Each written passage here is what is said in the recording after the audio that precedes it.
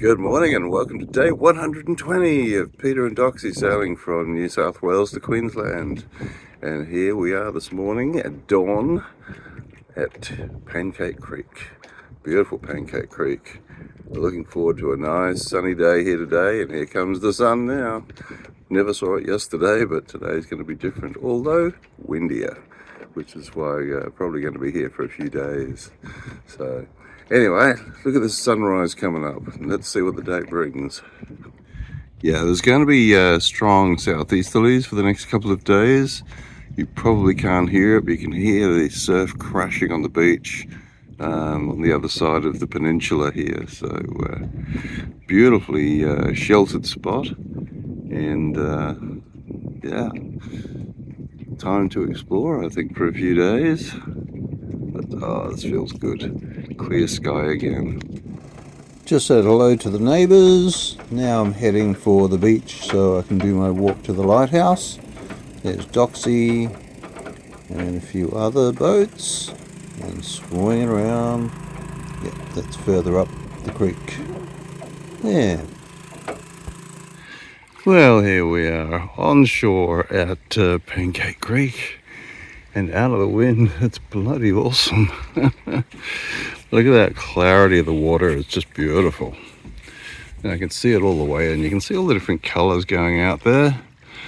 Sort of that goldy bit where it's shallow, the dark blue bit where the channel is, and looking out to sea further, you can see white water out there where it's just breaking on the sandbar. So even though it's from the south, which is behind me, obviously some swells curling around, but yeah, it's covered in water at the moment. Tide's probably about an hour from turning around to go out. The high tide was an hour ago. And there's Doxie. Somewhere there. There. There you go. And just a nice little sand beach here, which is nice and warm and protected, as I said, from that wind. Okay, so gonna grab my shoes and my backpack. Better spray myself again because there's no seams, midges, sandflies, whatever you want to call them. And apparently the track's in here somewhere. So not well marked. Well, the main track's actually inland from here, so there's sort of a little other track to bisect it. So let's hopefully we do. We'll be thrashing around in the bush for the next few days. Hey, I have been told the clues to look out for, and the first one is a fender. And here's Freddie right here. Lighthouse track that away. Okay, that's good. So we'll go across there and across the mud flat, which I've been told about. I think we're on the way. Ah, this looks like the trodden path.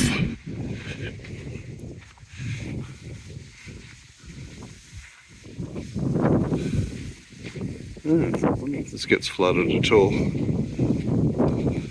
Aha, the next clue. We're on the right track. At least we've got a track. Well, at least on the way back I should be able to find my way. It's just I don't want you to find your way from the anchorage to the spot. Anyway, we have a proper path now.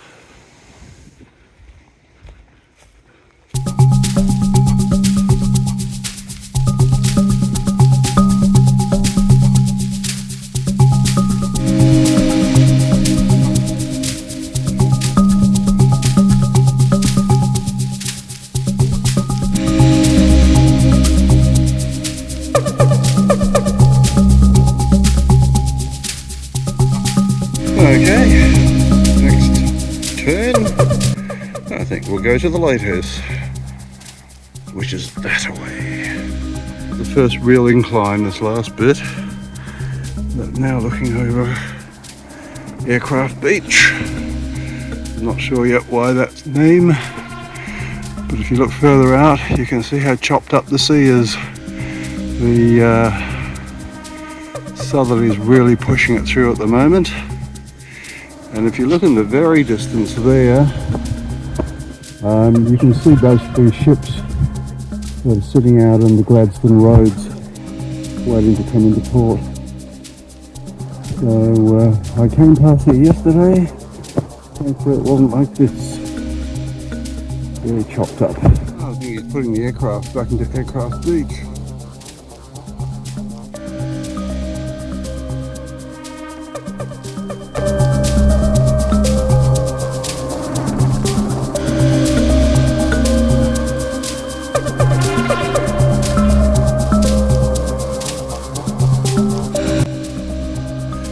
Yeah, I'm not going to look at the individual ones on the video, but just to say that, yeah, it wasn't long ago that kids were still dying at very young ages, and there's been quite a lot of misadventure here on the creek and at sea. So, yeah. Right, so from the cemetery to the lighthouse, which I can just spy through the gap there.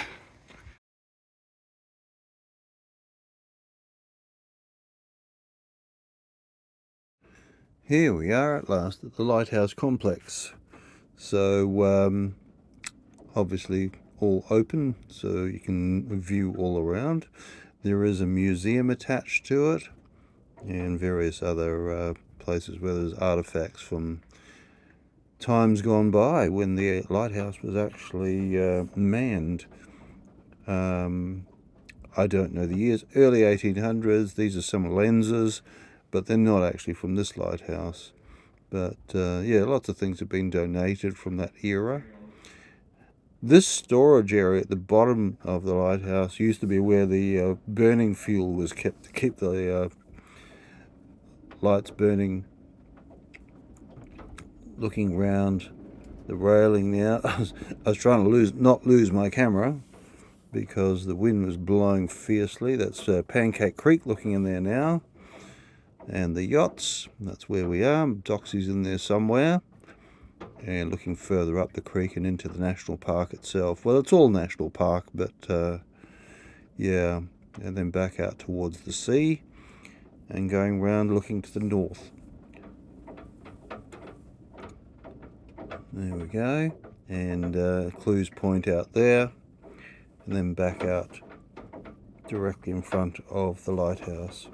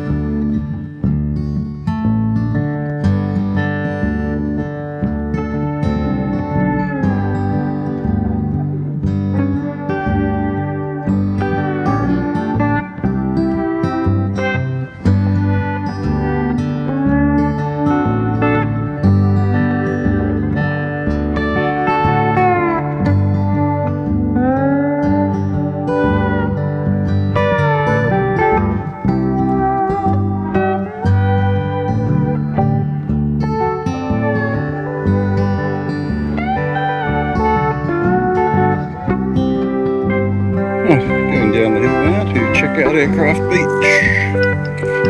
Looks nice. This looks promising. Oh, look at that.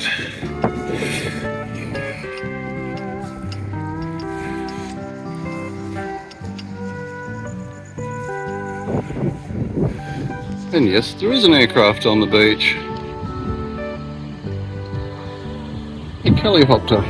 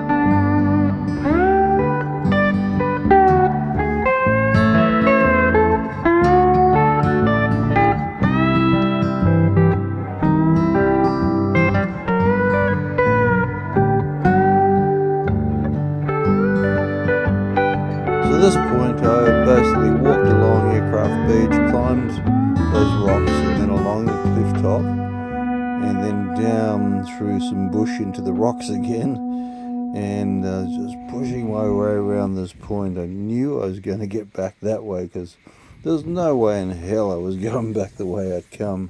So I got ever closer and making my way around the point towards the entrance into Pancake Creek, which is there. So I thought, I'm getting close. There's one of the markers. So on I went. Rocks Beach, Rocks Beach. There's the leads there. And finally starting to come around far enough that I could see into Pancake Creek. And there are the boats in the distance. These are table corals, I believe. Yeah, they're basically like solar panels of the reef, if you like. So, yeah, they look like big pizza plates. Or those lily pads, too. So, luckily, because the tide was out, I could walk in a straight line along a lot of the sand flats. And luckily they weren't too squishy that I was sinking into them. Finally. High and dry though. There's Doxie out there. We'll just have to wait. At least with a low tide I could do a fairly straight line rather than following the curves of the coast, so that probably took a bit off, but I have walked myself to bits. But that was all part of this thing that I have, that I cannot go back the same way I came, so we're going to find a way regardless. Yeah, Mini Doxie's here under the tree, tied to the tree. Just in case she decides to get up and crawl across the sand. Yeah, I'm just going to sit here and wait for the tide to come in, so no way I'm dragging it across there. And I could use a sit down. Good excuse as any. Well, that was a day and a bit. Whoa, I am thinking I'm aching in every muscle and joint that I've got, and probably a few I don't have. But hey, it was a great day. It was a great way to spend a windy day. So yeah, it never got too hot, for example, but warm still, nice. Saw some great stuff. Bushwalk there, as you saw. Yep, met a snake. And this is the guy from New Zealand where there's no snakes, so just like, okay. We just stood there and looked at each other for a while, and then he decided that, it was okay, and he slithered away, and I continued on my way. So yeah, other than that, I saw some birds, as you will have seen.